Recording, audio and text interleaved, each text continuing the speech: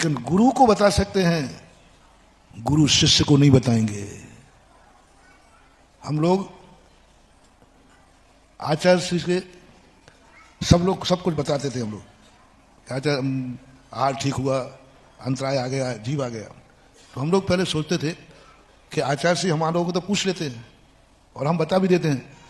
तो हम लोग भी बोलते आचार्य से आपका हार कैसा हुआ। शुरू की बात है, महाराज आपका हार कैसा हुआ। आचार्य से हम लोगों से पूछ रहे हैं ना हार कैसा हुआ, तो हम बता देते थे भाई ये आया, अपन तो छोटे आदमी हैं, जो हुआ बता दिया।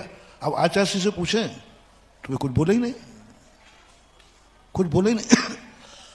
फिर पूछा आचार्य से हार कैसा हुआ, बोले ही नहीं। तो हो सकता है शायद हमारे से नाराजगी हो, तो हम दूसरे शिष्य आपसे तुम पूछो।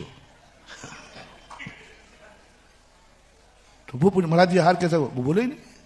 तो तुम ही चुप रहो, तेरे से भी गड़बड़ है। 5-6 लोगों ने पूछा। नैनागिर की घटना है शुरू से, पर आचार्य से कुछ बोले ही नहीं।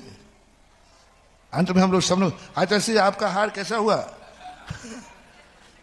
तो आचार्य ठीक हुआ। अब हम निश्चिंत हो गए। आचार्य जी ने स्वयं मुंह से बोल दिया ना, तो साधु तो झूठ बोलेगा ही नहीं, ठीक हुआ। बाद में आए तो श्रावक रो रहा था। बोले क्या बात है, बोले आचार्य जी को अंतराय हो गया।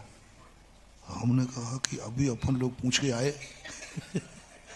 आचार्य ने क्या कहा और श्रावक क्या कह रहा है, थोड़े ही आहार ले पाए और अंतराय हो गया।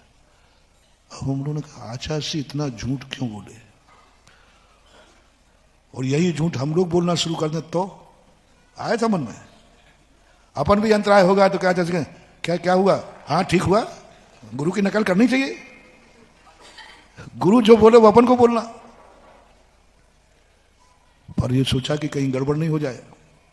फिर एक दिन हम लोगों ने क्लास में पूछ लिया कि बड़े लोगों में ये झूठ बोलने की आदत क्यों होती है। अरे भाई अंतराय हुआ है तो बोल दो अंतराय हुआ है, जैसे हम लोग बोलते हैं।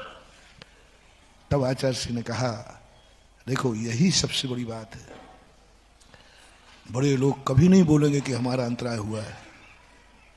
छोटों को तो इसलिए बोलना है क्योंकि बड़ों के लिए उनकी चिंता करना है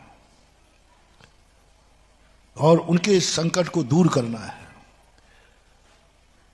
क्योंकि तुम गार्जियन, तुम्हारा गार्जियन का काम क्या है, छोटों की समस्या का समाधान करना। लेकिन छोटे का काम नहीं है कि बड़ों की समस्या से वो समाधान करावे। छोटे बड़ों से तो आशीर्वाद मांगते हैं कि मेरी समस्या का समाधान हो, लेकिन बड़े कभी छोटों से नहीं मांगते हैं कि तुम मेरी समस्या का समाधान करो।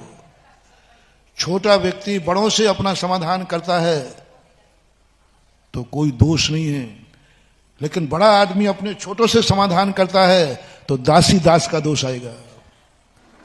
गुरु शिष्य की समस्या को दूर करा सकते हैं, शिष्य अपने गुरु से अपनी समस्या दूर करा सकता है, लेकिन गुरु शिष्य से अपनी समस्या दूर नहीं करा सकते। शिष्य कह सकता है मुझे बुखार है, आशीर्वाद क्या दे दिया, ठीक हो जाए, कोई दोष नहीं है। लेकिन गुरु शिष्य के साथ भाव भी नहीं कर सकते, ये शिष्य मेरी बीमारी को दूर कर दे, भाव भी नहीं ला सकते। यदि गुरु में ये भाव आ गया मेरे इतने शिष्य हैं, मेरी ये सेवा कर दे, में मेरा बुखार दूर कर दे, में मुझे अंतराय आया है, कल सावधानी बरते, मुझे अंतराय आ रहा है, कल से सारे चेले मेरे आहार में जाकर मेरा आहार ठीक कर दे। में यदि ये गुरु के अंदर भाव आ गया, ये शिष्य नहीं रहे, ये दासी दास हो गए, परिग्रह हो गया, मुनि व्रत खत्म हो गया, दासी दास बना लिया। शिष्य से अपने संबंध में किंचित मात्र भी भाव भी नहीं कर सकते कि ये शिष्य मेरे काम आ जाए, मेरे दुख दूर करने आने काम आ जाए, मेरी सेवा में काम आ जाए, मेरे आहार में काम आ जाए।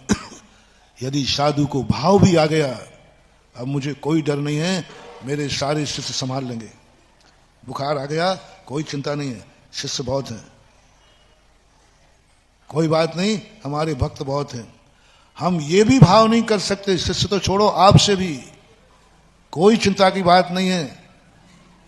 हमारे सागर में बहुत भक्त हैं, हमें कोई भी समस्या आएगी, अरे कोई धूल फेंक के तो देखे। हमारे भक्त बहुत हैं सागर में, कोई आंख उठा के तो देखे। तुम समझते क्या हो? मेरी तरफ आंख उठाएगा तो ध्यान रखना हमारे भक्त उसकी आंख निकाल देंगे। ये भाव यदि साधु में आ गया तो ये भक्त नहीं है, ये दास है। और दासी दास बाह्य परिग्रह में आया है, बाह्य परिग्रह के अंदर आया है। अंतरंग परिग्रह में दोष लग जाए तो प्रायश्चित है, बाह्य परिग्रह में दोष लग जाए तो छेदोपस्थापना है। दासी दास 10 प्रकार के बाह्य परिग्रह में आया। दासी दास कौन है? बड़े होकर के भक्त से, शिष्य से, अपने छोटे से कोई भी काम कराने का, अपना निजी, धर्म का नहीं, जिनवाणी का नहीं, अपना काम कराने का भाव गुरु में आ जाए, वो गुरु गिर गया, खत्म।